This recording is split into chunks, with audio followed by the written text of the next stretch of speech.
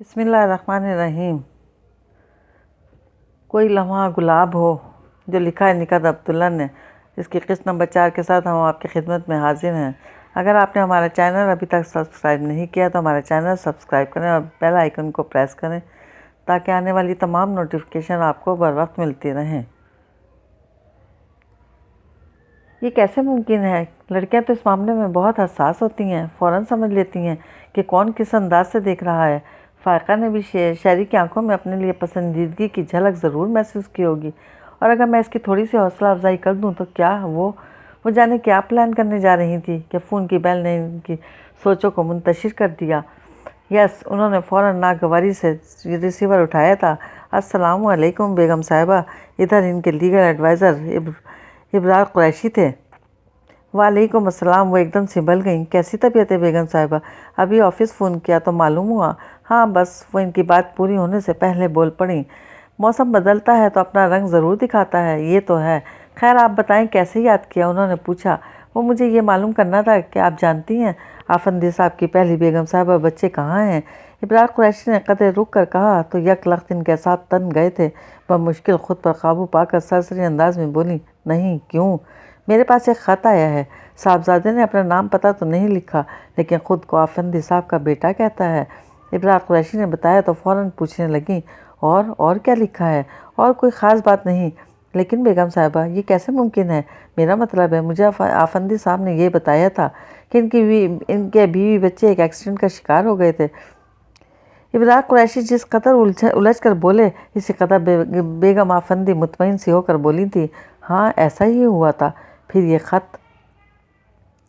ابرار صاحب، بڑے لوگوں کے ساتھ ایسا مذاق ہوتے رہتے ہیں، اور میرے ساتھ تو یہ ضرور ہوگا، کیونکہ سب جانتے ہیں کہ اپنے وسیع کاروبار اور جائیداد کا جو ایک اکلوتا وارث ہے وہ بیچارہ بھی۔ بیگم آفندی آخر میں آواز دبا کر خاموش ہو گئیں۔ اوہ آئی سی۔ ابرار قریشی سمجھ کر انہیں تسلی دینے لگے، آپ پریشان نہ ہوں بیگم صاحبہ، ایسا کچھ نہیں ہوگا، اور اللہ پر بھروسہ رکھیں، انشاءاللہ شہری بہت لمبی عمر پائے گا، انشاءاللہ۔ اوکے، آپ آرام کریں، آئی ایم سوری میں نے آپ کو ڈسٹرب کیا، ابرار قریشی نے کہا تو وہ ریسیور رکھ کر خود سے کہنے لگیں، یہ تم نے مجھ پر بڑا احسان کیا۔ آفندی کے اپنے بیوی بچوں کو خود ہی مار دیا، اب وہ کس طرح خود کو تمہاری اولاد ثابت نہیں کر سکے گا، اور اس کی دھمکی کا مزہ تو میں خود اسے ضرور چکھاؤں گی۔ آخر میں انہوں نے سر جھٹکا، لیکن سوچوں کو نہیں جھٹک سکی تھی۔ کتنا وقت گزر گیا، وہ اسی طرح بیٹھی تھی کہ شہریار کا فون آ گیا۔ ماما میں آپ کے فون کا انتظار کر رہا ہوں، شہریار نے کہا تو انہیں اتنا وقت گزرنے کا احساس ہوا۔ فوراً بولی تھی، سوری بیٹا، بس تھوڑا انتظار اور، میں خود تمہیں کال کروں گی۔ اوکے۔ اس کے ساتھ ہی انہوں نے سلسلہ منقطع کر دیا۔ پھر آفس کے نمبر ڈائل کیا اور طاہر صاحب کی آواز سن کر بولیں، فائقہ سے بات کرائیں فوراً۔ کچھ دیر بعد فائقہ کی آواز آئی تھی، یس میڈم۔ تم نے فائل تیار کر لی؟ انہوں نے نرمی سے پوچھا۔ Yes madam. گڈ، اب ایسا کرو، اپنی فائل اور طاہر صاحب سے ٹینڈر کی فائل لے کر میرے پاس آ جاؤ، میں گاڑی بھجوا رہی ہوں، کوئی پرابلم نہیں ہوگی تمہیں۔ اوکے۔ انہوں نے اسے کچھ کہنے کا موقع دیے بغیر فون بند کر دیا تھا۔ وہ کچھ الجھی ہوئی سی بیگم آفندی کے کمرے سے نکلی اور طاہر صاحب سے ٹینڈر کی فائل لے کر اپنی ٹیبل پر آتے ہی نادرہ سے بولی، سنو میں جا رہی ہوں۔ کہاں؟ نادرہ نے کی بورڈ سے انگلیاں اٹھا کر اسے دیکھا تو وہ رٹھے لہجے میں بولی، میڈم کے گھر۔ ہیں؟ سچ؟ کس کے ساتھ جا رہی ہو؟ نادرہ نے اچھل کر پوچھا۔ کسی کے ساتھ نہیں، انہوں نے گاڑی بھجوائی ہے، شاید ان کی طبیعت خراب ہے اس لیے یہ فائلیں گھر پر منگوائی ہیں، اور پتہ نہیں کیا کام ہے، اس نے بتایا تو نادرہ شوق سے بولی، میں بھی چلوں؟ چلو، لیکن انہوں نے مجھے تو نہیں بلایا۔ مجھے بلایا ہے، خدا حافظ۔ وہ دونوں فائلوں کے ساتھ اپنا بیگ اٹھا کر باہر نکل آئی۔ ڈرائیور نے اسے دیکھتے ہی گاڑی کا دروازہ کھول دیا تھا۔ واہ کیا شاندار گاڑی ہے، اسے بیٹھتے ہی اپنے آپ پر رشک آنے لگا، لیکن پھر فوراً یہ خود کو سرزنش کر کے شیشے سے باہر دیکھنے لگی تھی۔ تقریباً 20 منٹ کی ڈرائیو کے بعد گاڑی ایک شاندار بنگلے میں داخل ہو کر رکی تو اترتے ہی وہ کچھ مرعوب اور زیادہ کنفیوز ہو گئی تھی۔ پھر منتظر کھڑے ملازم کو دیکھا اور اس کے اشارے پر اس سے ایک قدم آگے چلی گئی، جبکہ دھیان اسی کی طرف تھا۔ جہاں وہ رکا تو اس کے بھی قدم رک گئے اور پلٹ کر پوچھا، میڈم کہاں ہیں؟ ملازم نے کچھ کہے بغیر بیگم آفندی کے کمرے کا دروازہ کھولا تو سامنے بیڈ پر انہیں نیم دراز دیکھ کر وہ کچھ جھجکی ہوئی اندر داخل ہو کر بولی، السلام علیکم، तुम आ गई। आई एम सॉरी, मुझे तुम्हें यहीं बुलाना पड़ा। दरअसल मेरी तबीयत ठीक नहीं है, जबकि ये फाइल्स आज की तारीख में मुझे साइन करके इस्लामाबाद भिजवानी है। लाओ फाइल्स मुझे दे दो। उन्होंने तकिए के सहारे बैठते हुए हाथ बढ़ाया तो इसने फ़ौरन फाइल्स इन्हें थमा दी। थैंक यू, तुम बैठो, मैं देख लूँ, उन्होंने कहा तो वो चुपचाप एक तरफ बैठ गई और कुछ देर इन्हें देखती रही। फिर खासी मोहतात नज़रों से कमरे का जायज़ा ले रही थी कि दरवाजे खुलने पर बिला इरादा इधर मुतवज्जा हुई और शहरियार आफंदी को देखकर बिला इरादा ही अपनी जगह से खड़ी हो गई। प्लीज़, शहरियार बमुश्किल इसे बैठने का इशारा कर सका क्योंकि इसे देख कर वो खुद पर इख्तियार खो रहा था। अच्छा हुआ शहरी तुम आ गए, ये फ़ाइल साइन कर देना। बेगम आफंदी ने कसदन शहरियार को अपनी तरफ मुतवज्जा किया तो चौंक कर बोला, मामा आप ऑफिस नहीं गई? नहीं बेटा, मेरी तबीयत ठीक नहीं है। डॉक्टर को फ़ोन करूं? मैं कर चुकी हूं और मेडिसिन भी ले चुकी हूं। तुम परेशान नहीं हो और जाओ रफ़ीक से कहो खाना लगा दें, उन्होंने कहा तो सर हिलाता वहीं से वापस पलट गया। मैडम मैं जाऊं? वो कुछ देर रुक कर इसने पूछा तो आप बेगम आफंदी इसे देख कर बोली, ये फाइल्स कौन ले जाएगा? जी, वो समझी नहीं। मैं चेक करके शहरियार से साइन करवा लूँ, फिर तुम अपने साथ ले जाना और ताई साहब से कहना आज ही TCS के ज़रिए भिजवा दें। और हाँ, मुझे एक लेटर भी फैक्स करवाना है, मैं अभी तुम्हें डिक्टेट करवाती हूँ। कहते जाते ही फैक्स कर देना। बेगम आफंदी का मकसद इसे रोकना था और इसके लिए इनके पास असबाब की कमी नहीं थी और जाहिर है वो मुलाजिम थी, यही कह सकती थी यस मैडम। कुछ देर बाद मुलाजिम ने आकर खाना लगने की इतला दी तो बेगम आफंदी फ़ाइल एक तरफ रख कर बेड से उतरते हुए बोली, चलो पहले खाना खा लें। जी मैं, वो मना करना चाहती थी।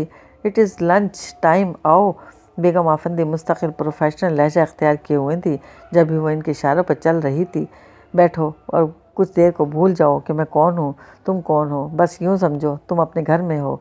रिलैक्स होकर बैठो, रिलैक्स होकर खाना खाओ और किसी चीज़ की ज़रूरत हो तो बिला झिझक कह देना। बेगम आफंदी ने डाइनिंग हॉल में दाखिल होते हुए कहा, शुक्रिया। वो बैठी थी कि शहरियार आ गया और इसके सामने बैठते हुए पूछने लगा, कैसी हैं आप? जी, इसकी आवाज़ कम निकली थी, सर ज़्यादा हिला था। ओके बेटा, तुम दोनों खाना खाओ, मैं जब तक फाइल्स देख लेती हूँ, बेगम आफंदी ने कहा तो कुछ हैरान होकर इन्हें देखने लगी थी, जबकि वो कहने लगा, वो सब बाद में मामा, पहले खाना। मुझे बिल्कुल भूख नहीं है बेटा, अभी कुछ देर पहले मैंने डॉक्टर के कहने पर सूप लिया था। तुम्हारे साथ ये फ़ायका है ना? फ़ायका प्लीज़। वाकई में इसे देखकर खाने की तरफ इशारा करती हुई चली गई तो इसका दिल चाहा वो भी उठकर इनके पीछे चल पड़े। मामा भी बस, आप प्लीज़ लें ना। शहरियार ने सालन का डोंगा उठाकर इसके सामने किया तो इसने जल्दी से थाम कर दोबारा टेबल पर रखा और थोड़ा सा सालन अपनी प्लेट में निकाल कर महज इस ख्याल से फ़ौरन खाने में मसरूफ़ हो गई कि इसे बार बार ना टोकना पड़े। शहरियार आफंदी बज़ाहिर अपनी प्लेट पर झुक गया था, लेकिन तवज्जो इसी पर थी। कभी इसके हाथ, कभी झुकी पलकें और कभी सीधी शफाफ मांग को देखते हुए अचानक इसे रामिश की बात याद आई और इसने कहा था, तुम जाओ इसके पास, इसे अपने जज्बात, अपने एहसासात से आगाह करो, फिर देखो वो तुम्हारे लिए क्या करती है। अगर तुमने इसके दिल को छू लिया तो फिर वो सिर्फ तुम्हारी होगी। वो ये कभी नहीं सोचेगी कि तुम्हारी ज़िंदगी कम है या ज़्यादा। वो रफ़ाक़त के एक लम्हे को ज़िंदगी, मोहब्बत, सिर्फ मोहब्बत शर्त है। मोहब्बत। इसके सीने से गहरी सांस खारिज हो गई और वो जो इसकी मौजूदगी को यकसर नज़रअंदाज किए बैठी थी, सर ऊंचा करके देखने लगी। फिर इसकी प्लेट पर नज़र पड़ी तो ताज्जुब से बोली, आप खाना नहीं खा रहे हैं क्या मेरी वजह से? आपकी? ओह नो, मैं खा रहा हूँ। वो कुछ सटपटाया और फिर फ़ौरन निवाला मुंह में डाल लिया तो वो इसकी से नज़रें हटाकर यूं ही टेबल पर सजे इतने ढेर सारे लवाजमात देखने लगी। आप ये लीजिए ना। शहरियार ने एक डिश उठा के इसके सामने की। शुक्रिया, मैं खा चुकी हूँ, इसने सहूलत से मना किया और उठकर बेसन पर हाथ धोने लगी। फिर पलटी तो वो भी उठ चुका था। फ़ौरन पूछने लगा, चाय तो पियेंगी ना आप? मेरा ख्याल है मैडम ने फ़ाइल चेक कर ली होंगी, इसने एक तरह से मना किया। आइए देख लेते हैं, इसने कहा तो खामोशी से इसके पीछे चलती हुई बेगम आफंदी के कमरे में आ गई। मामा आपने फाइल्स देख ली? शहरियार ने कहा तो बेगम आफंदी ने सर ऊंचा किया और दोनों को एक साथ देखकर बोली, नहीं बेटा, इसमें कुछ वक्त लगेगा, तुम कहीं जाना नहीं, ये पेपर्स तुमको साइन करने हैं। नहीं, मैं कहीं नहीं जा रहा, अपने कमरे में हूँ, इसने कहा तो बेगम आफंदी असबात में सर हिलाकर दोबारा अपने काम की तरफ मुतवज्जा हो गई, लेकिन फिर फ़ौरन ख्याल आने पर इसे पुकार कर बोली, शहरी ऐसा करो बेटा, फ़ायका को अपनी लाइब्रेरी दिखाओ, यहाँ ये बोर होगी। नो मैडम, आइए प्लीज़। इसने साथ चलने का इशारा किया, जबकि बेगम आफंदी मुतवज्जा नहीं थी। वो जुज़बुज़ होती इसके साथ चल पड़ी, लेकिन फिर लाइब्रेरी देखकर इसकी सारी बोरियत दूर हो गई। वो कि ज़्यादा इंग्लिश लिटरेचर था, इसके अलावा रूसी, फ्रांसीसी के तराजुम और उर्दू में कुछ तारीख़ी नावल्स। वो चंद नामवर शौरा के मजमूए देखकर वो कुछ ताज्जुब से पूछने लगी, आपको शायरी से लगाव है? बहुत। मुझे लगता है मेरे अंदर भी एक शायर मौजूद है, इसने कहा तो मज़ीद हैरान हुई। वाकई? आपको हैरत क्यों हो रही है? इसने टोका तो जवाब से कतरा कर पूछने लगी, कभी कुछ कहा आपने, कोई शेर वगैरह? नहीं। पहले मैं सोचता था कि वो सामने होगा तो मैं इसे देख कर लिखूँगा, लेकिन जब सामने आया तो मैं ख़ुद को भूल गया। शेर क्या कहता? इसने कहा तो इस बार अपनी हैरत छुपाने के लिए इसने रैक से अंदर झांकना शुरू किया।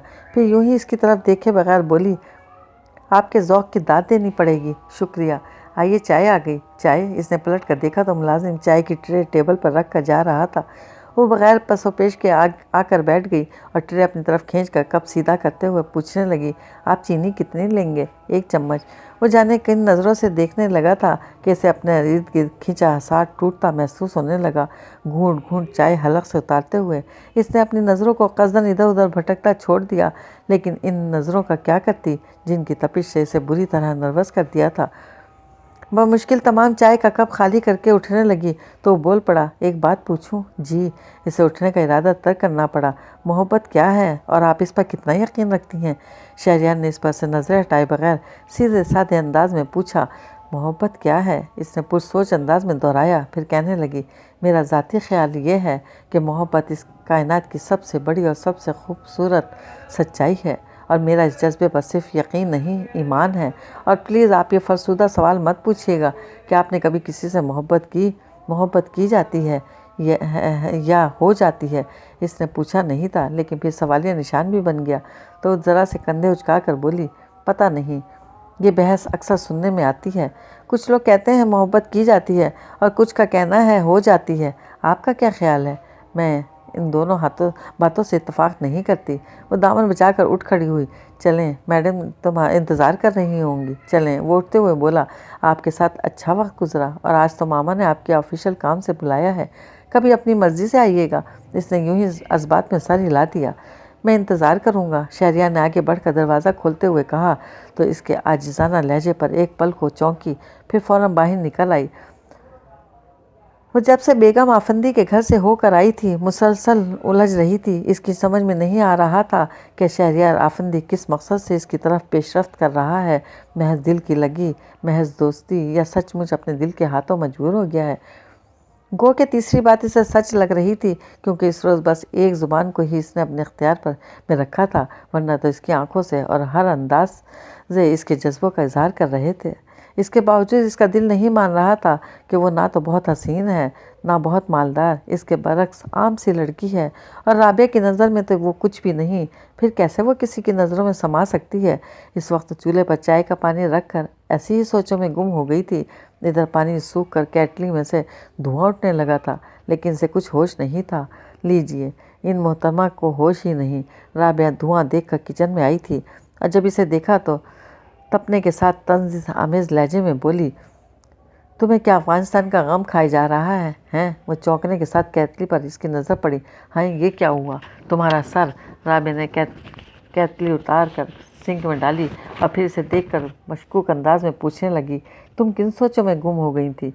मैं सोनी का सोच रही थी। इसका कॉलेज में एडमिशन कराना है। सोच रही हूँ कल ऑफिस से छुट्टी करके इसके साथ चली जाऊँ। वो बुरी तरह सटपटाई थी, लेकिन फिर बात बना गई। तुम्हें छुट्टी करने की ज़रूरत नहीं है, सोनी के साथ मैं जाऊँगी। राबिया ने कहा तो इसने कोई बहस नहीं की। अच्छी बात है, तुम चली जाना, और इससे अच्छी बात यह होगी कि तुम केतली अच्छी तरह मांझ कर चाय बना दो। अब वो इंतज़ार में बैठे हैं। अरे, मैं खुद तो इन्हें चाय का कह कर आई थी। वो फ़ौरन केतली मांझने लगी तो राबिया जाते जाते रुक कर पूछने लगी, सुनो, क्या वाकई तुम सोनी के कॉलेज का सोच रही थी? क्या मतलब है तुम्हारा? वो हाथ रोक कर इसे देखने लगी। मतलब ये कि सोनी का एडमिशन तो कोई मसला नहीं है, माशाल्लाह एक ग्रेड लाई है, जिस कॉलेज में जाएगी हाथों हाथ ली जाएगी, है ना? राबिया ने मतलब बताकर ताई चाहिए तो वो इसका मतलब समझकर नज़र चुराती हुई बोली, हाँ, इसका एडमिशन आराम से हो जाएगा। फिर तुम क्या सोच रही थी कि कैतली जल गई? इतना धुआं उठा कि تمہیں خبر نہ ہوئی، اور ایسا اس وقت ہوتا ہے جب زندگی میں کوئی نیا موڑ آتا ہے۔ رابعہ چپتے ہوئے لہجے میں بول رہی تھی۔ اس کے برعکس اگر اس کا انداز دوستانہ ہوتا تو شاید وہ اسے ہمراز بنا لیتی، لیکن اب وہ بگڑ گئی۔ تمہارا دماغ خراب ہے، میری زندگی میں بھلا کیا موڑ آ سکتا ہے، اور اگر آیا تب بھی اس طرح نہیں سوچوں گی۔ پھر کس طرح سوچو گی؟ رابعہ اس کے پیچھے پڑ گئی۔ یہ وقت آنے پر بتاؤں گی، ابھی تو تم مجھے کام کرنے دو۔ وہ دوبارہ چائے کا پانی رکھ کر سالن گرم کرنے لگی۔ سنو، کوئی بھی قدم اٹھانے سے پہلے یہ ضرور سوچنا کہ ابو تم پر اعتماد کر کے تمہیں کالج کی اجازت دی ہے، ان کے اعتماد کو ٹھیس نہیں پہنچنی چاہیے۔ رابعہ اپنی بات ختم کرتے ہی کچن سے نکل گئی تو وہ کچھ دیر حیران سی اس کے پیچھے دیکھتی رہی، پھر ایک دم سنک کر سوچنے لگی، ایسی باتوں میں کتنا دماغ چلتا ہے اس کا، اڑتی چڑیا کے پر گن لیتی ہے اور تنبیہ کرنا بھی نہیں بھولتی، ایسے جیسے خود بڑی فرما بردار اور وفادار ہو۔ آخر میں اس نے سر جھٹکا، پھر جلدی سے چائے بنا کر ابو کے کمرے میں لے جاتے ہوئے اس نے سونی سے دسترخوان لگانے کا کہہ دیا اور خود ابو کے پاس ہی بیٹھ گئی تھی۔ تمہاری جاب کیسی چل رہی ہے؟ ابو نے پوچھا۔ ٹھیک ہے، میں چاہتی ہوں اس کے ساتھ کوئی اور کورس بھی کر لوں، لیکن وقت کا مسئلہ ہے۔ فل ٹائم جاب یہی ہوتا ہے۔ ویسے تمہیں ضرورت بھی کیا ہے؟ ابو نے کہا۔ تبھی سونی سے بلانے آ گئی۔ آپ بھی چلیں کھانا کھا لیں۔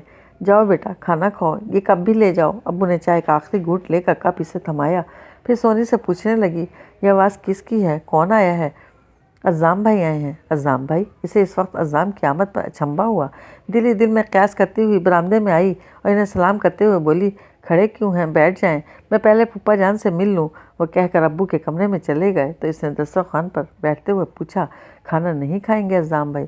کہہ رہا ہے کھا کر آیا ہے، امی نے یوں بتایا جیسے کہہ رہی ہوں میں پوچھ چکی ہوں۔ اس وقت کیسے آ گئے؟ رابعہ نے اپنی پلیٹ میں سالن نکالتے ہوئے کہا۔ تو امی بگڑ گئیں؟ تمہیں کیا تکلیف ہے؟ وہ کسی بھی وقت آئے، میری بلا سے۔ رابعہ سر جھٹک کر کھانے میں مصروف ہو گئی، لیکن وہ مسلسل قیاس کرتی رہی کیونکہ تشویش اسے بھی تھی، شاید اس لیے کہ عزام اس وقت کبھی نہیں آئے تھے۔ بہرحال کھانا کھاتے ہی رابعہ حسب عادت اپنے کمرے میں چلی گئی اور اس نے دسترخوان سمیٹتے ہوئے امی سے پوچھا، امی آپ چائے پئیں گی؟ نہیں، اس وقت چائے نہیں پیوں گی، تو پھر رات بھر نیند نہیں آئے گی۔ البتہ عزام کے لیے بنا دو، امی نے کہا۔ انہی کے لیے بنانے جا رہی ہوں، وہ کہتی ہوئی کچن میں آ گئی اور چائے کا پانی رکھ کر جلدی سے برتن دھو ڈالے۔ پھر محض عزام کا ساتھ دینے کے لیے اس نے آدھا کپ اپنے لیے بھی بنایا اور اندر آئی تو عزام اس کے کمرے میں سونی کے ساتھ بیٹھے تھے۔ چائے لیجیے عزام بھائی، اس نے کہا۔ تب وہ اس کی طرف متوجہ ہوئے اور کپ تھام کر کچھ کہنے کے لیے منہ کھولا تھا کہ وہ بول پڑی، میں بالکل ٹھیک ہوں، آپ سنائیں، آج کیسے راستہ بھول گئے؟ تم جو نہیں آئیں اتنے دنوں سے۔ تشویش ہوئی کہ کہیں مرا تو نہیں گئی، اس نے فوراً کہا تو عزام قدرے خفگی سے بولے، منہ سے اچھی بات نکالا کرو، میرے لیے اچھی بات یہی ہے کہ میں مر جاؤں۔ اس نے کہا تو اس بار سونی سہم کر بولی، اللہ آپی کیسی باتیں کر رہی ہیں، پاگل ہے یہ۔ عزام اٹھتے ہوئے بولے، بہرحال میں تمہاری خیریت معلوم کرنے آیا تھا، اسما اور امی بھی بہت پوچھ رہی تھی تمہیں، فرصت ملے تو مل آنا ان سے۔ وہ کچھ نہیں بولی، خاموشی سے انہیں دیکھتی رہی تو عزام اپنی بات سوچتے ہوئے پوچھنے لگے، کچھ غلط کہہ گیا ہوں میں؟ نہیں تو آپ کھڑے کیوں ہو گئے؟ بیٹھیں۔ نہیں، چلتا ہوں، 10 بج چکے ہیں۔ انہوں نے گھڑی دیکھتے ہوئے کہا، 10 بج گئے؟ واقعی بہت رات ہو گئی۔ وہ ہنسی۔ نہیں، بہت رات تو نہیں ہوئی، اصل میں مجھے صبح 5 بجے کی فلائٹ سے اسلام آباد جانا ہے، جلدی سوؤں گا تو جلدی اٹھوں گا۔ اچھا سونی، وہ سونی کا سر ہلا کر کمرے سے نکل گئے تو وہ بھی ان کے پیچھے چلی آئی۔ اسلام آباد کس سلسلے میں جا رہے ہیں؟ آفیشیل ٹور ہے۔ کیوں؟ انہوں نے یوں دیکھا جیسے پوچھ رہے ہوں تمہیں کوئی کام ہے؟ یوں ہی پوچھ رہی ہوں، کتنے دنوں میں آئیں گے؟ اس نے بظاہر سرسری انداز میں پوچھا۔ 3-4 دن یا زیادہ سے زیادہ 1 ہفتہ۔ تم اگر اتنے دن صبر نہیں کر سکتی تو جو کہنا ہے ابھی کہہ ڈالو۔ انہوں نے چلتے چلتے اچانک رک کر اسے دیکھا تو وہ روٹھے لہجے میں بولی، جی نہیں، مجھے آپ سے کچھ نہیں کہنا، ابھی نہ آئندہ کبھی۔ اچھا؟ وہ ذرا سا مسکرائے۔ ہاں، میں نے سوچ لیا ہے کہ آپ سے کچھ نہیں کہوں گی، البتہ ایک بات ضرور پوچھوں گی۔ کیا؟ ابھی نہیں، پھر کبھی، اس نے کہا تو کچھ دیر اسے دیکھتے رہے، پھر خدا حافظ کہہ کر باہر نکل گئے۔ وہ گیٹ بند کر کے واپس اپنے کمرے میں آئی تو اپنی جگہ پر رابعہ کو لیٹے دیکھ کر قصداً حیرت کا اظہار کرتے ہوئے بولی، ہیں تم جاگ رہی ہو؟ چھوڑ آئی ہیں عزام بھائی کو؟ رابعہ اس کی حیرت نظر انداز کر گئی تو اس نے بھی کوئی جواب نہیں دیا اور وارڈروب کھول کر صبح کے لیے کپڑے نکالنے لگی۔ کچھ پتہ چلا کیوں آئے تھے؟ رابعہ پتہ نہیں خود متجسس تھی یا محض اسے تنگ کرنا مقصد تھا، وہ فوراً کچھ نہیں بولی، کپڑے نکال کر وارڈ روم بند کی، پھر استری کا پلگ لگا کر کہنے لگی، تم فضول باتیں صرف اس لیے کرتی ہو کیونکہ تم کچھ کر نہیں سکتی۔ میری مانو صبح سے اخبار میں ضرورت ہے کر اشتہار دیکھنا شروع کرو، مجھے کوئی شوق نہیں ہے۔ رابعہ نخوت سے بولی تھی، شوق تو مجھے بھی نہیں ہے لیکن میں جاب کر رہی ہوں، اس نے زور دے کر کہا تو رابعہ اسی انداز میں بولی، تم کر سکتی ہو، تم کیوں نہیں کر سکتی؟ بس نہیں کر سکتی، اور تم کیوں مجھے فورس کر رہی ہو؟ رابعہ چڑ کر بولی، میں فورس نہیں کر رہی، تمہارے بھلے کو کہہ رہی ہوں، گھر میں جو بیکار پڑے رہنے سے بہتر ہے کچھ کر لو، جاب نہ صحیح کوئی کورس، کوکنگ یا پینٹنگ وغیرہ، اس سے تمہارا ذہن فریش رہے گا۔ اس نے دھیرج سے سمجھانے کی کوشش کی، لیکن وہ رابعہ ہی کیا جو سمجھ جائے، گردن اکڑا کر بولی، میرا ذہن ایسے ہی فریش رہتا ہے۔ اس نے مزید کوشش کا ارادہ ترک کر کے خاموشی اختیار کر لی تھی۔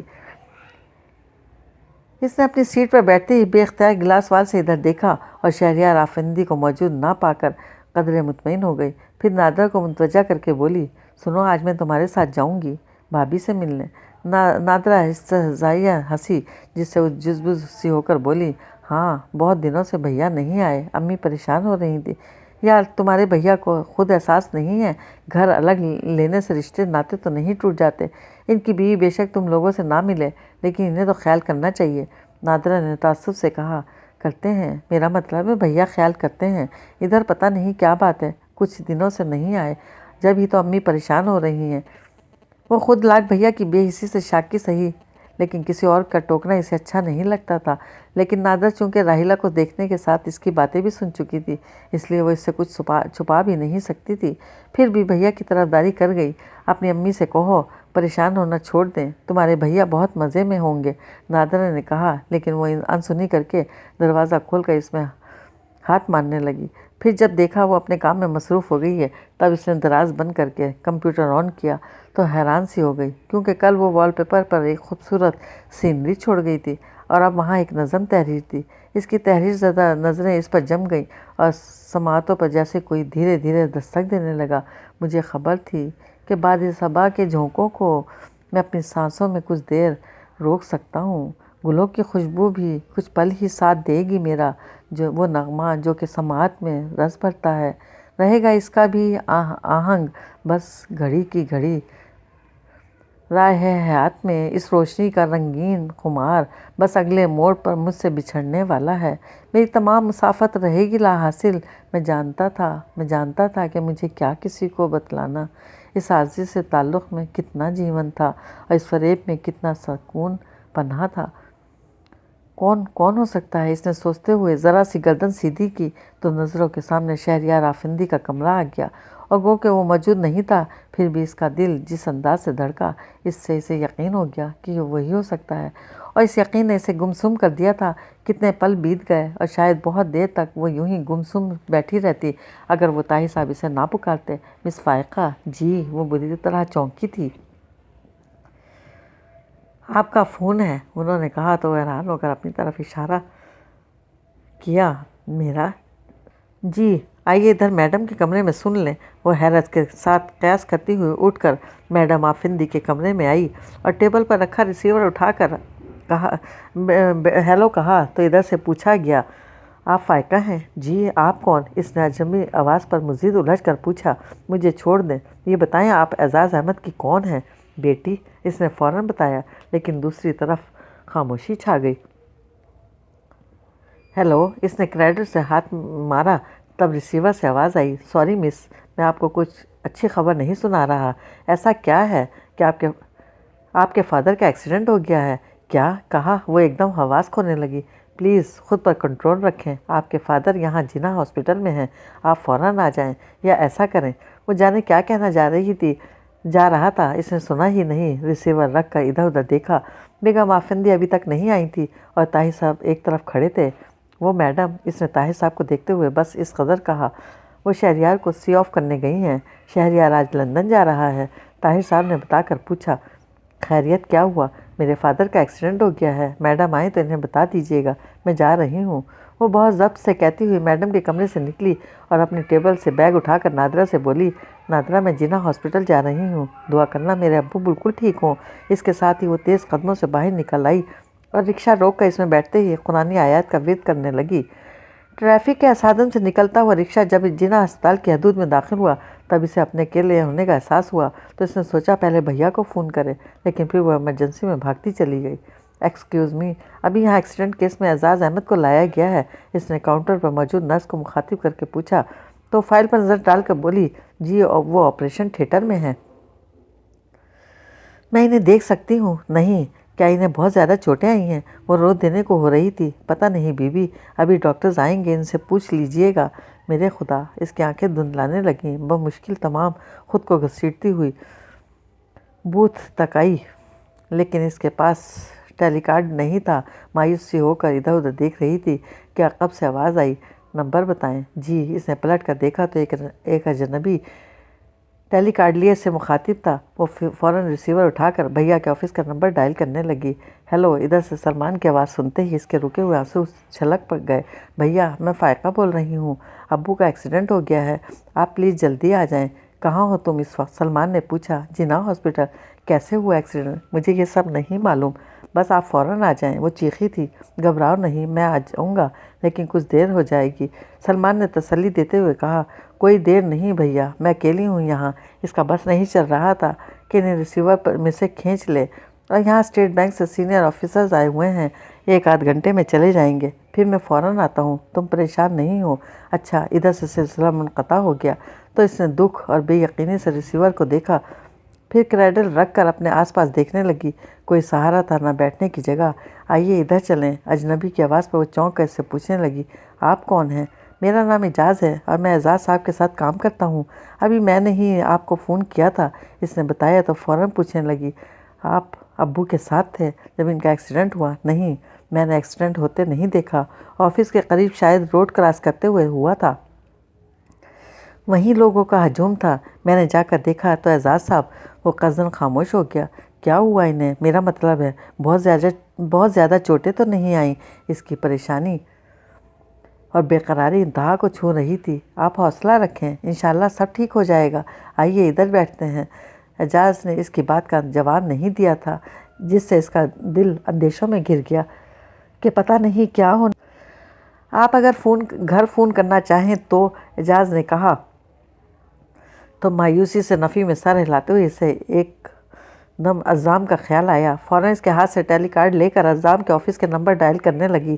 جی، مجھے عزام صاحب سے بات کرنی ہے، اسلام آباد۔ ابھی آئے نہیں؟ کب تک آئیں گے؟ اچھا ٹھیک ہے۔ اس کی مایوسی سوا ہو گئی۔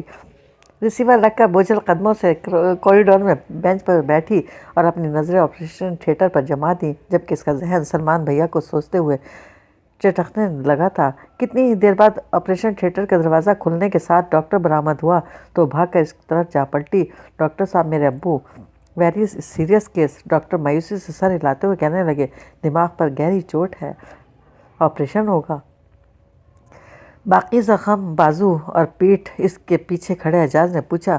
وہ ٹھیک ہو جائیں گے، لیکن دماغ کی چوٹ اگر بروقت آپریشن نہ ہوا تو ہو جائے گا۔ میں ابھی… وہ ڈاکٹر کی بات پوری ہونے سے پہلے بول پڑی اور پھر سامنے سے آتے سلمان بھیا کو دیکھ کر بھاگ کر ان کے سینے سے جا لگی۔ بھیا ابو کو بچا لیں، انہیں فوراً ہسپتال لے چلیں۔ ہاں صبر کرو، مجھے ابو کو دیکھنے دو۔ سلمان نے اسے خود سے الگ کیا، پھر ڈاکٹر کے ساتھ آپریشن تھیٹر میں چلے گئے۔ وہ بھی ان کے پیچھے جانا چاہتی تھی، لیکن اس کی ہمت نہیں ہوئی، دوسرے اعجاز نے بھی اس کا راستہ روک دیا تھا۔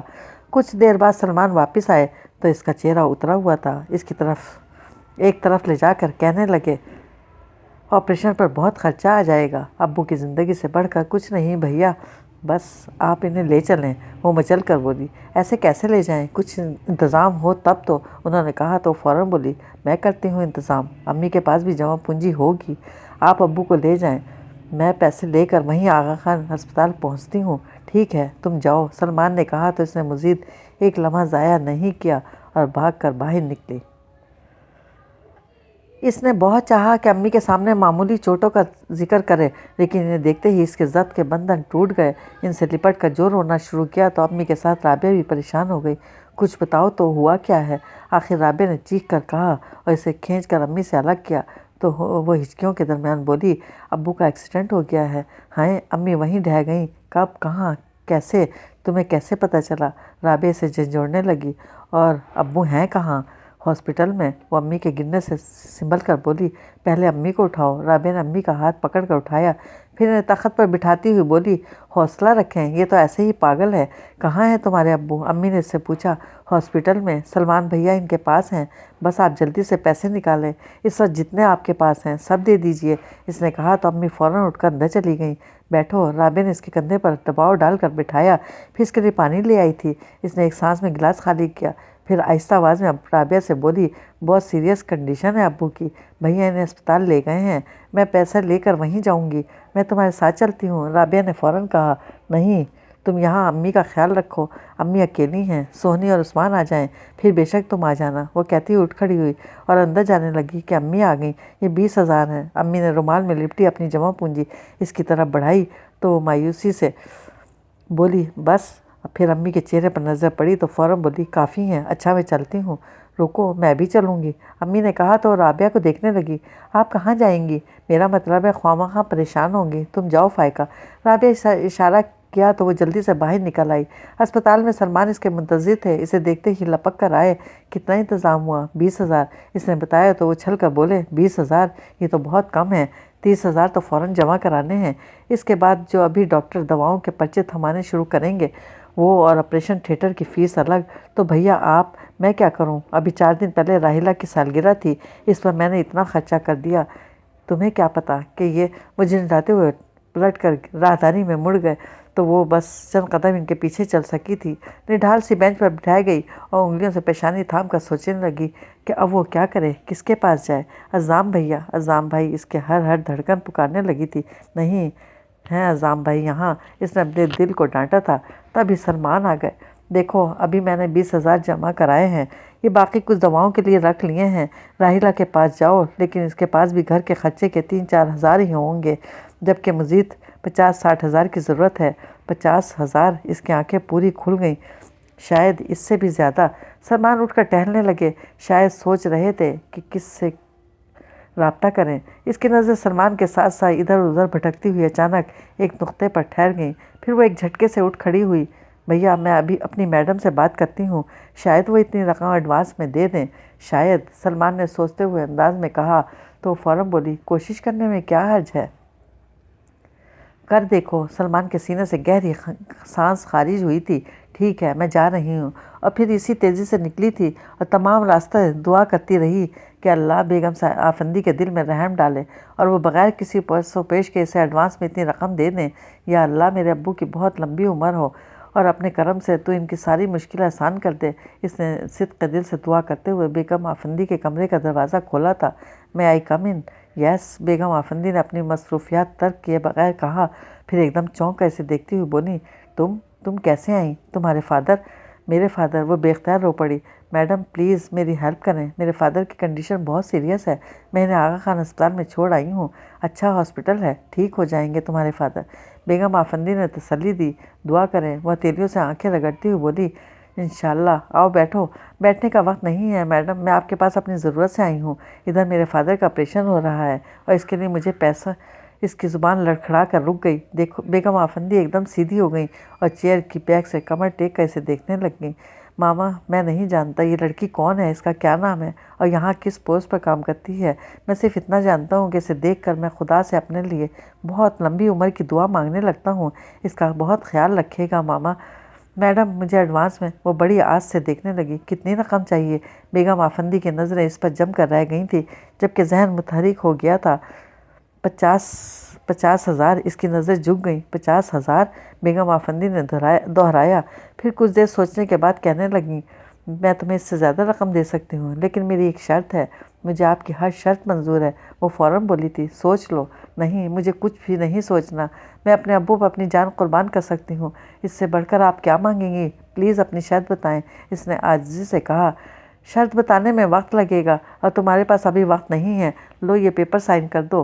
بیگم آفندی نے سادہ پیڈ اس کے سامنے ڈال دیا اور خود دراز کھول کر اس میں سے ہزار کے نوٹ نکال کر ٹیبل پر رکھنے لگیں، جنہیں دیکھتے ہی اس نے فوراً پین اٹھایا، لیکن پھر سادہ پیپر سائن کرتے ہوئے اس کی انگلیاں کانپنے لگی تھیں۔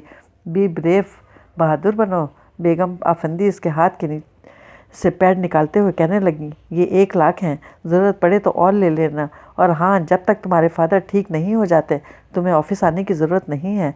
अलबत्ता मुझे फ़ोन ज़रूर करती रहना। ओके जी। इतनी रकम देखकर भी जाने क्यों वो बुझ सी गई थी। कहाँ? अस्पताल जाओगी? जी 1 मिनट रुको, मैं ड्राइवर से कहती हूँ, तुम्हें ले जाएगा। बेगम आफंदी ने बेल का बटन पुश करते हुए कहा तो ममूनियत से बोली, thank you madam. No thanks, उन्होंने कहा। फिर चपरासी के आने पर इससे मुखातिब हो गई। ड्राइवर से कहा, मिस फाइको को अस्पताल ले जाओ।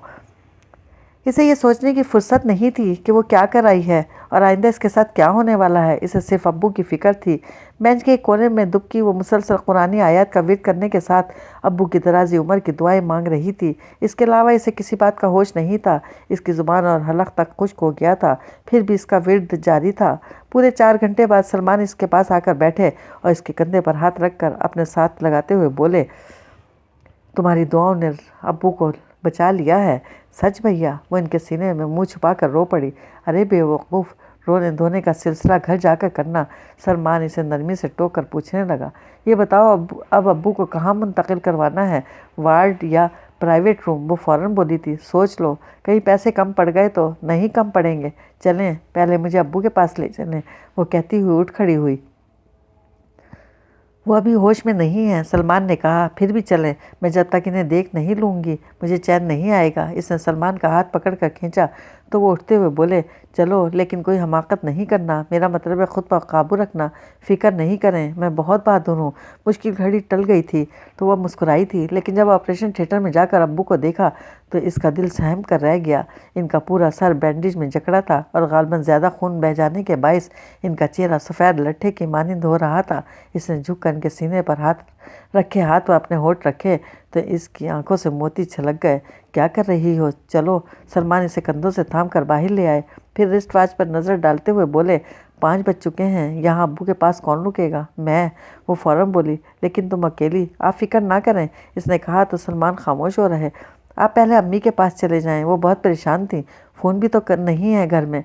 इसे अब टेलीफोन की ज़रूरत और अहमियत का एहसास हुआ था। अब्बू ठीक हो जाएंगे, फिर सबसे पहले फ़ोन लगवाएंगे।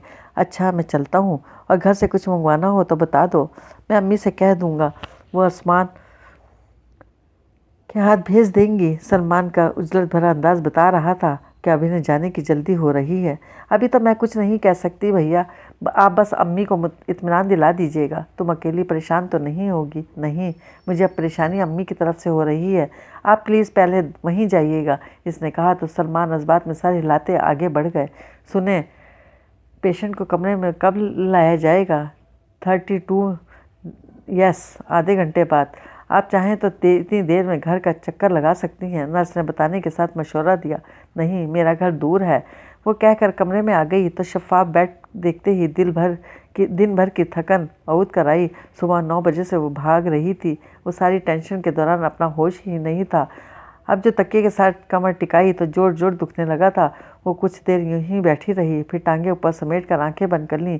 कुछ देर बाद इसे उस्मान की आवाज़ सुनाई दी थी, यहाँ तो सिर्फ आप ही हैं। इसने फ़ौरन आंखें खोलीं और उस्मान को देख कर उठते हुए पूछने लगी, कौन है?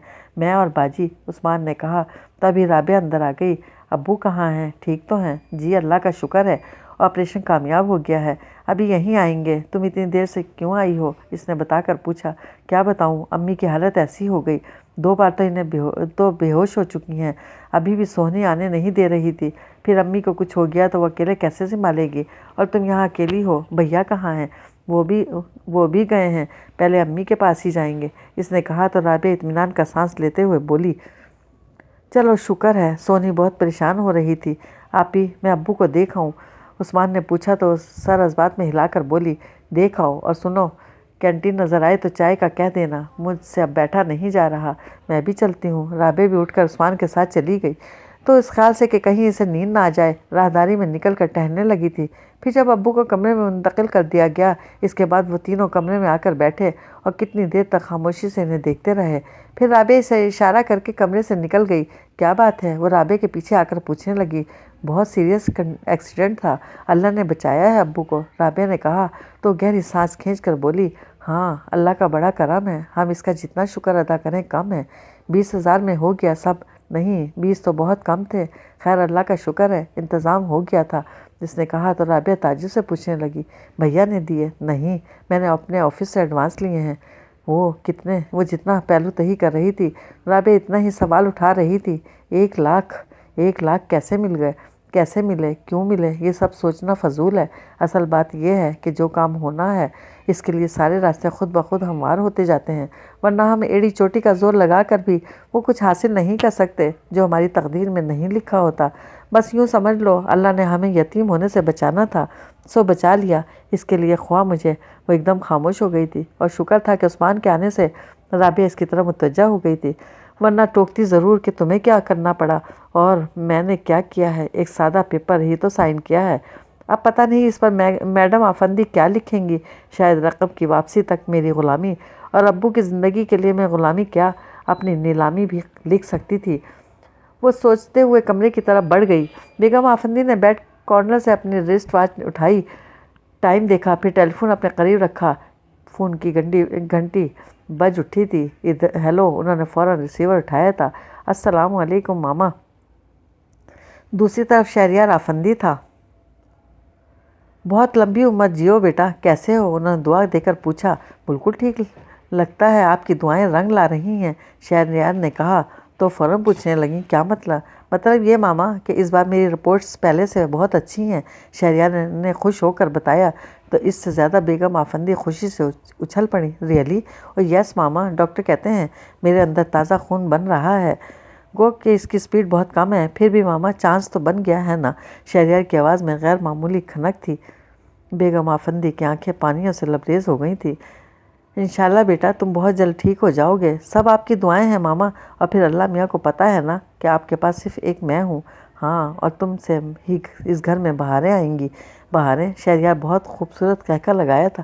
اور کیا؟ بیگم آفندی مسکرائیں، پھر اچانک ایک خیال کے تحت کہنے لگیں، اور ہاں وہ فائقہ تمہارا بہت پوچھ رہی تھی۔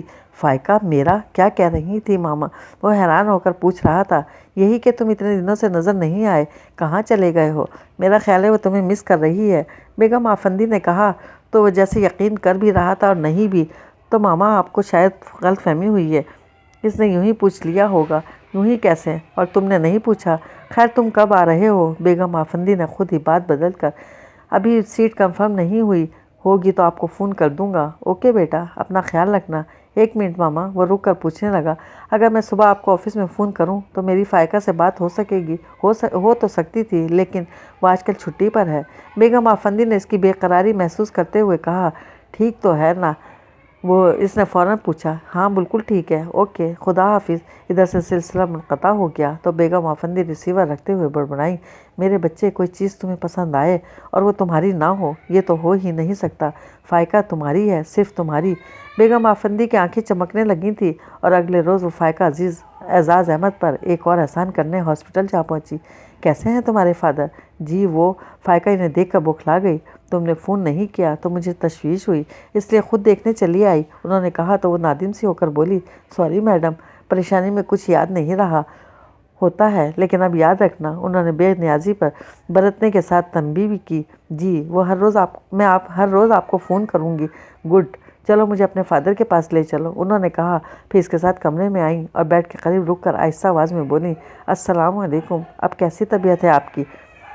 ابو نے اپنے سینے پر رکھا ہاتھ اٹھا کر اشارہ کیا، بولے کچھ نہیں، تو دوسری طرف سے فائقہ ان کے قریب آ کر بولی، ابو یہ ہماری میڈم ہیں، میڈم آفندی، آرام کرنے دو انہیں، ڈسٹرب نہیں کرو۔ انہوں نے فائقہ کو مزید کچھ کہنے سے روکا، پھر اسے اپنے ساتھ باہر آنے کا کہہ کر کمرے سے نکل آئیں۔ کوئی پرابلم تو نہیں ہے یہاں؟ نو میڈم۔ وہ اس کے سامنے خود کو بہت چھوٹا محسوس کر رہی تھی۔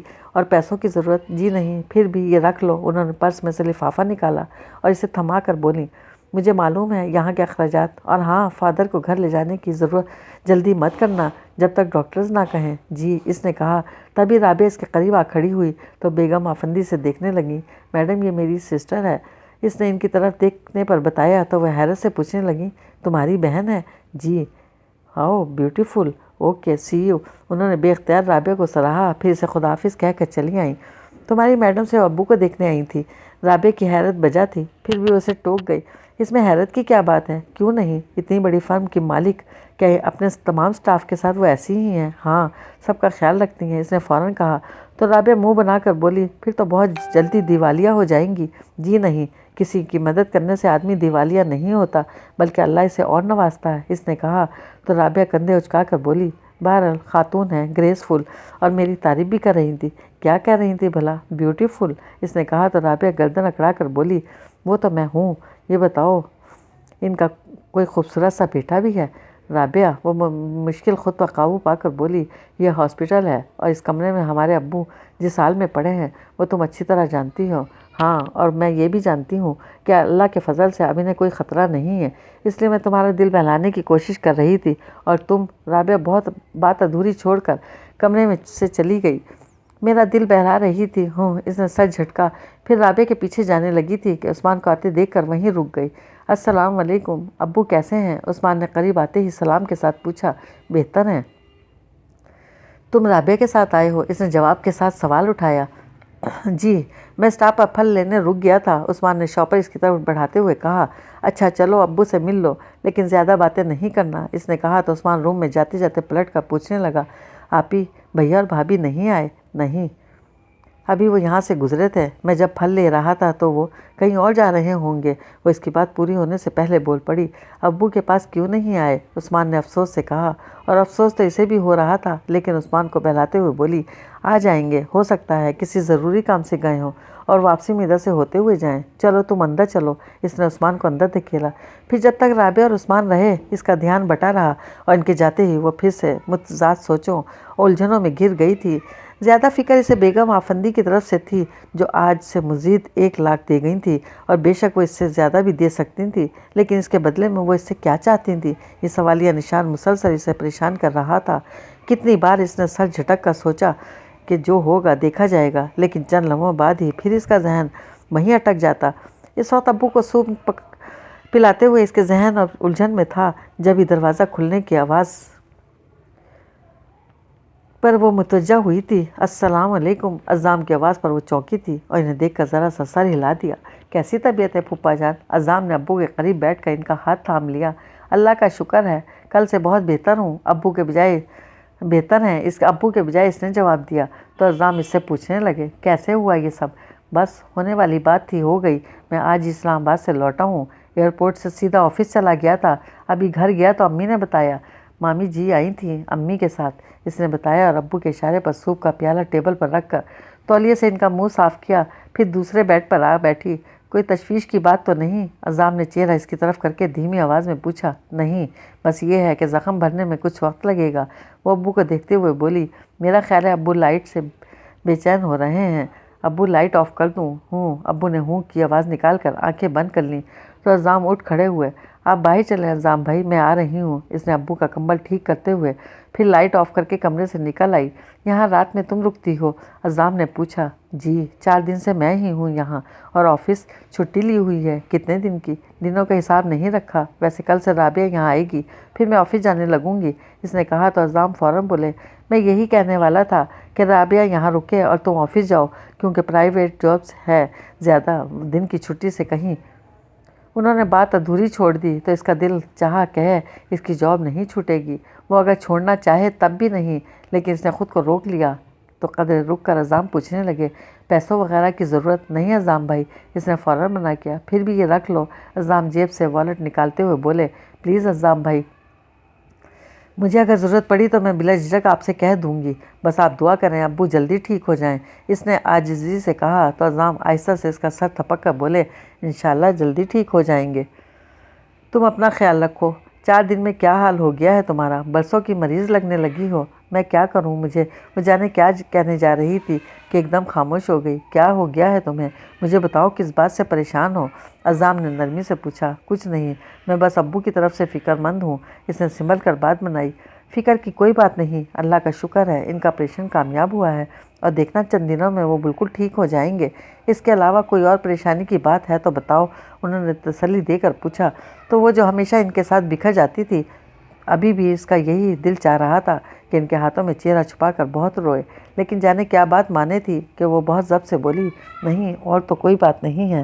پھر شاید تم اس ماحول سے گھبرا گئی ہو، چلو میں تمہیں گھر چھوڑ آؤں، انہوں نے کہا تو نفی میں سر ہلاتے ہوئے بولی، ابھی نہیں، کل چلی جاؤں گی، کل میں یہاں پہلے تمہارے گھر جاؤں گا، انہوں نے کہا تو سادگی سے مسکرائی۔ اس کا مطلب ہے آپ کو میری بات کا یقین نہیں ہے؟ تمہاری حماقتوں کی وجہ سے۔ وہ ہونٹ بھیج کر دوسری طرف دیکھنے لگے۔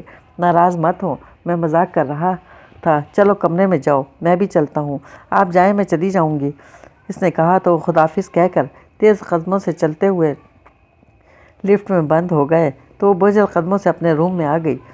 وہ بھی ابو کے پاس سے جانا نہیں چاہتی تھی اور نہ ہی اس کا آفس جانے کا دل چاہ رہا تھا۔ کوئی مجبوری بھی نہیں تھی کیونکہ بیگم آفندی خود اس سے کہہ چکی تھی کہ جب تک ابو ٹھیک نہیں ہو جاتے اسے آفس آنے کی ضرورت نہیں ہے، لیکن اس کے ساتھ جو انہوں نے اسے سوالیہ نشان دیا تھا اس سے وہ کسی کام کی نہیں رہی تھی۔ بوجھل دل اور الجھے ہوئے ذہن کے ساتھ وہ بھلا کیا کر سکتی تھی؟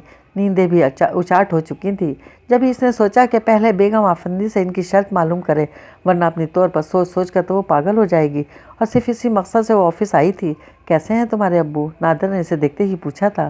ٹھیک ہیں، میڈم آ گئیں۔ اس کے ذہن پر بیگم آفندی سوار تھیں۔ نہیں، کیوں تمہیں مزید چھٹی لینی ہے؟ نادر یہی سمجھی تھی۔ نہیں، اس نے کہا۔ تبھی سامنے سے بیگم آفندی کو آتے دیکھ کر وہ اپنی جگہ سے اٹھ کھڑی ہو گئی اور قریب آنے پر انہیں سلام بھی کیا، لیکن وہ اسے یکسر نظر انداز کرتے ہوئے اپنے کمرے میں چلی گئیں تو اس کا دل مزید وسوسوں میں گر گیا۔ کچھ ہرٹ بھی ہوئی۔ تبھی ناظر نے نظریں چرا کر بیٹھتے ہی کمپیوٹر آن کیا تو پیپرز پر ابھی بھی وہی نظم تحریر تھی۔ مجھے خبر تھی کہ بعد اس ہوا کے جھونکوں کو میں اپنی سانسوں سے کچھ دیر روک سکتا ہوں۔ اس نے کمپیوٹر آف کر دیا اور کچھ دیر گلاس وال سے ادھر شہریار آفندی کے خالی کمرے کو دیکھتی رہی، پھر اٹھ کر بیگم آفندی کے کمرے کی طرف آ گئی۔ میں آئی کم ان؟ اس نے خود کو روکنے کی کوشش میں ناکام ہو کر دروازہ کھولا تھا اور اتفاق سے بیگم آفندی ادھر ہی متوجہ تھیں۔ تبھی اس بات میں سر ہلا دیا۔ سوری میڈم، میں آپ کو ڈسٹرب کر رہی ہوں، لیکن اس سے زیادہ میں خود ڈسٹرب ہوں، اس نے اندر داخل ہوتے ہوئے کہا۔ خیریت؟ کیا ہوا ہے؟ تمہارے فادر تو ٹھیک ہیں؟ بیگم آفندی نے بہت انجان بن کر پوچھا۔ جی وہ ٹھیک ہیں۔ پھر کیا مسئلہ ہے؟ بیٹھ جاؤ، آرام سے بیٹھ کر بتاؤ، انہوں نے کہا تو وہ عاجزی سے بولی۔ میں آرام سے نہیں بیٹھ سکتی میڈم جب تک آپ کی شرط نہ جان لوں۔ ارے تم نے غالباً اسے خود پر سوار کر لیا ہے، بیوقوف لڑکی، تم نے خود ہی تو کہا تھا کہ تم اپنے فادر کے لیے جان دے سکتی ہو، اب میں اس سے بڑھ کر تم سے کیا چاہوں گی؟ بتاؤ اس سے بڑھ کر تمہارے پاس کیا ہے؟ بیگم آفندی نے ہلکے پھلکے انداز میں کہا تو خاموشی سے دیکھتی رہ گئی۔ دیکھو یہ آفس ہے، یہاں میں تم سے کوئی بات نہیں کر سکتی، اور یہ بھی سن لو کہ ہمارے درمیان جو بھی بات طے ہے اس کی خبر تمہارے فرشتوں کو بھی نہیں ہونی چاہیے، انڈرسٹینڈ؟ بیگم آفندی ایک دم سنجیدہ ہو گئی تھی۔ جی، کسی کو بتایا تو نہیں کہ میں نے تمہیں ایڈوانس میں اتنی رقم دی ہے؟ میرے گھر والے جانتے ہیں، اس نے کہا تو جھنجلا کر بولی۔ میں گھر کی نہیں آفس کی بات کر رہی ہوں۔ جی یہاں میں نے کسی سے ذکر نہیں کیا، وہ خائف ہو کر بولی، اور نہ ہی کرنا۔ جی اب جاؤ اپنے کام کرو، بلکہ میں نے تم سے کہا تھا کہ فادر کے ٹھیک ہونے کے بعد آنا، پھر آج تم کیوں آ گئی؟ بیگم آفندی نے ناگواری سے ٹوکا۔ آپ کی شرط جاننے، کیونکہ خود سے قیاس کر کر کے تھک گئی ہوں، اور اگر ابھی بھی آپ نے نہیں بتایا تو میں نہیں جانتی کہ خود اپنے ساتھ کیا کر ڈالوں۔ اتنی ڈپریس میں کبھی نہیں ہوئی، ایک ایک پل عذاب ہے۔ پلیز میڈم، اگر آپ کو میری جان لینی ہے تو ابھی شوٹ کر دیں مجھے، وہ عاجزی سے بولتی ہوئی رو پڑی۔ اوکے رو مت، بیگم آفندی نے جیسے زچ ہو کر ٹوکا، پھر انٹر کام پر طاہر صاحب کو آنے کا کہہ کر اس سے بولی، فوراً ریلیکس ہو جاؤ۔ وہ اپنی آنکھیں رگڑ کر سیدھی کھڑی ہو گئی۔ کچھ دیر بعد طاہر صاحب آئے تو بیگم آفندی ان سے بولی، طاہر صاحب میری آج کچھ فارنرز کے ساتھ میٹنگ ہے، میں مس فائقہ کو بھی اپنے ساتھ لے جا رہی ہوں، آپ یہ ڈرافٹس بھجوا دیجیے گا، باقی کام میں کل دیکھ لوں گی۔ جی بہتر۔ طاہر صاحب نے ان سے ڈرافٹ لے لیے تو وہ اٹھ کھڑی ہوئیں۔ فائقہ اپنا بیگ وغیرہ لے کر میرے ساتھ چلو۔ وہ فوراً کمرے سے نکلی اور اپنی جگہ سے بیگ اٹھاتے ہوئے نادرہ سے بولی، سنو میں پھر چھٹی پر جا رہی ہوں۔ کتنے دن کی؟ نادرہ نے پوچھا۔ کچھ کہہ نہیں سکتی، وہ جلدی سے کہہ کر باہر نکل آئی تھی۔ کچھ دیر بعد بیگم آفندی آئیں تو ان کے ساتھ ان کی گاڑی میں بیٹھ گئی اور ان کے بولنے کا انتظار کرنے لگی۔ تم خواہ پریشان ہو رہی ہو، بیگم آفندی ڈرائیو کرتے ہوئے بہت سرسری انداز میں بولنے لگیں۔ میں نے کوئی کڑی شرط نہیں رکھی، پھر تمہیں اختیار ہے، مانو نہ مانو، میں تمہیں فورس نہیں کروں گی، چاہو تو ریجیکٹ کر دینا۔ وہ خاموش رہی۔ ویسے ان 4 دنوں میں تم نے کیا کیا قیاس کیا؟ بیگم آفندی کا انداز ہنوز عام سا تھا، یعنی کوئی تجسس نہیں تھا۔ جب ہی اس نے کوئی جواب نہیں دیا تو قدرے رک کر وہ اس کا ایک نظر ڈال کر کہنے لگیں، بچے روٹھے ہوئے اچھے لگتے ہیں نا، اور مجھے روٹھے ہوئے بچوں کو منانے میں بہت مزہ آتا ہے۔ پہلے ذرا سا منہ بسولتے ہوئے پھر کھلکھلا کر ہنس دیتے ہیں۔ شہری بھی کبھی کبھی یوں ہی تمہاری طرح منہ پھلا کر بیٹھ جاتا ہے۔ تب پتہ ہے میں اس سے کیا کہتی ہوں؟ وہ بالکل غیر ارادی طور پر گردن موڑ کر انہیں دیکھنے لگی تھی۔ بیلون، بیگم آفندی کہہ کر خود ہی ہنسی۔ اس نے پہلے ان سے نظریں ہٹائیں، پھر غیر محسوس طریقے سے رخ موڑ کر شیشے سے باہر دیکھنے لگی۔ بیگم آفندی نے اپنے بنگلے کے اندر جا کر گاڑی روکی اور اپنی طرف کا دروازہ کھول کر بولی، چلو بھائی گھر آ گیا۔ وہ خاموشی سے اتر کر ان کے ایک ایک قدم پیچھے چلنے لگی تھی۔ بیٹھو، میں ابھی آتی ہوں۔ بیگم آفندی سے لاؤنج میں بیٹھنے کا کہہ کر خود اپنے کمرے میں چلی گئیں۔ یا اللہ، پتہ نہیں یہ عورت میرے ضبط کا امتحان لے رہی ہے۔ وہ سوچتی ہوئی صوفے میں دھنس گئی۔ اس کے پاس انتظار کے سوا کوئی چارہ نہیں تھا۔ تقریباً 10 منٹ بعد بیگم آفندی واپس آئیں اور ان کے دائیں ہاتھ طرف رکھے سنگل صوفے پر بیٹھتے ہوئے بولیں، شہری کے جانے سے میں بالکل اکیلی ہو جاتی ہوں۔ اللہ کرے وہ ساتھ خیریت کے جلدی آ جائے۔ کچھ بتایا بھی نہیں اس نے، پتہ نہیں کب آئے گا۔ وہ ان کی بات کے جواب میں کیا کہتی، خاموشی سے سر جھکائے بیٹھی رہی۔ ہاں تو تم شرط جاننا چاہتی ہو؟ بیگم آفندی نے اسے متوجہ کرنے کی خاطر کہا تو وہ فوراً سر اونچا کر کے انہیں دیکھنے لگی۔ وہ ذرا سا مسکرا کر بولیں، صبر نہیں ہے تم میں؟ بہرحال میں نے تم سے کہا تھا کہ شرط بتانے میں وقت لگے گا، اور اس وقت تمہارے پاس وقت نہیں تھا۔ ابھی بھی تمہیں جلدی تو نہیں ہے نا؟ جی نہیں۔ وہ فوراً بولی، ہاں یوں تو میں ایک ہی جملے میں بات کہہ سکتی ہوں، لیکن تم سمجھو گی نہیں، اور سمجھانے کے لیے ہی تمہیں شروع سے بتانا چاہتی ہوں، انہوں نے کہا۔ پھر کتنی دیر خاموش رہنے کے بعد گویا ہوئی تھی، شہریار میرا ایک ہی بیٹا ہے۔ وہ جب 8 یا 10 یا شاید 9 سال کا تھا تب اس کے فادر کی ڈیتھ ہو گئی تھی، اور اس کے بعد ہی بہت سی مشکلات کا سامنا کرنے کو میں تنہا رہ گئی تھی۔ اتنا بڑا بزنس اور میں اکیلی عورت، اس وقت دوست بھی تھے اور دشمن بھی، لیکن میں نے ہمت نہیں ہاری اور بس یہی سوچتی رہی کہ کچھ سالوں کی بات ہے، شہریار بڑا ہو جائے گا تو سب ٹھیک ہو جائے گا۔ اور بزنس میں تو واقعی سب ٹھیک ہو گیا، لیکن میرے اپنے گھر کا چراغ بجھنے لگا۔ 22 سال کا تھا شہری جب ایک روز ڈاکٹر نے مجھ پر روح فرسا انکشاف کیا کہ شہری کو بلڈ کینسر ہے۔ بیگم آفندی نے اپنے ہونٹ اور آنکھیں یوں بھینچیں جیسے ان پر یہ انکشاف ابھی ہوا ہو، جبکہ وہ جو عدم دلچسپی سے سن رہی تھی، متوجہ ہونے کے ساتھ ہی اپنی جگہ سن ہو گئی تھی۔ گزشتہ 4 سالوں سے کس طرح جی رہی ہوں یہ میں ہی جانتی ہوں۔ ڈاکٹر نے اس کی زندگی کی طرف سے بالکل مایوسی کا اظہار کر دیا ہے۔ بہت کم وقت کا مہمان ہے، 2، 4 یا 6 مہینے۔ بیگم آفندی نے اپنے ہونٹوں پر ہاتھ رکھ دیا۔ یا اللہ، اس کا دل دکھ سے بھر گیا۔ میں تو سمجھتی تھی دکھ فقط ہم غریبوں کے حصے میں آتے ہیں، لیکن سب کچھ ہے میرے پاس۔ بیگم آفندی پھر گویا ہوئی، لیکن کسی کام کا نہیں، کیونکہ اپنی ساری دولت دے کر بھی میں اپنے بیٹے کی زندگی نہیں خرید سکتی، لیکن اس کی تھوڑی سی زندگی میں خوشیاں ضرور لانا چاہتی ہوں۔ میری خواہش تھی کہ وہ شادی کرے، لیکن وہ مانتا ہی نہیں تھا۔ پر ایک روز اسے خود احساس ہوا کہ اس کے بعد میں بالکل اکیلی ہو جاؤں گی، میرے جینے کا کوئی سہارا، کوئی بہانہ نہیں ہوگا، اور بالکل تنہا ہو کر میں ہمت ہار جاؤں گی۔ یوں مجھے ہارنے سے بچانے کے لیے وہ شادی پر آمادہ تو ہو گیا، لیکن ساتھ یہ شرط بھی رکھ دی کہ جس لڑکی سے اس کی شادی ہو، اسے پہلے سے معلوم نہیں ہونا چاہیے کہ وہ بلڈ کینسر کا مریض ہے۔ یعنی وہ کسی کو دھوکے میں نہیں رکھنا چاہتا۔ وہ فیئر ہے، لیکن کوئی اس کے ساتھ فیئر نہیں ہوتا۔ تم میری بات سمجھ رہی ہو نا؟ بیگم آفندی سے گمسم دیکھ کر ٹوکا تو وہ یوں ہی سر جذبات میں ہلا کر رہ گئی۔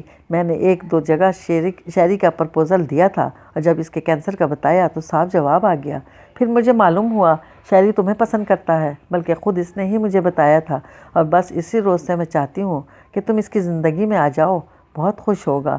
بیگم آفندی اپنی شرط کی ابتدا کر کے خاموش ہو گئی تھی، اور وہ کیا کہتی؟ اس کا ذہن کچھ سوچنے سمجھنے کے قابل ہی کہاں تھا، بس چپ چاپ انہیں دیکھے جا رہی تھی۔ تم میری شرط جاننے کے لیے بہت بے چین تھی، سن رہی ہو نا؟ بیگم آفندی سے پوری طرح اپنی طرف متوجہ کر کے کہنے لگیں، میری شرط یہی ہے کہ تم شہری سے شادی کرو، اس کے بچے کی ماں بنو، اور وہ بچہ میرا ہوگا، صرف میرا، سمجھ رہی ہو نا؟ شہری کے بعد تم پر کوئی پابندی نہیں ہوگی، واپس اپنے گھرانے میں شادی کر سکو گی۔ بیگم آفندی دھیمے لہجے میں بول رہی تھی، لیکن ان کی آواز سے چھلکتی صفاقی براہ راست اس کے دل میں چبھ رہی تھی۔ پھر اچانک وہ اٹھ کر چلی گئی، پتہ نہیں کس کام سے گئی تھی۔ وہ قصداً اسے سوچنے کو تنہا چھوڑ گئی تھی۔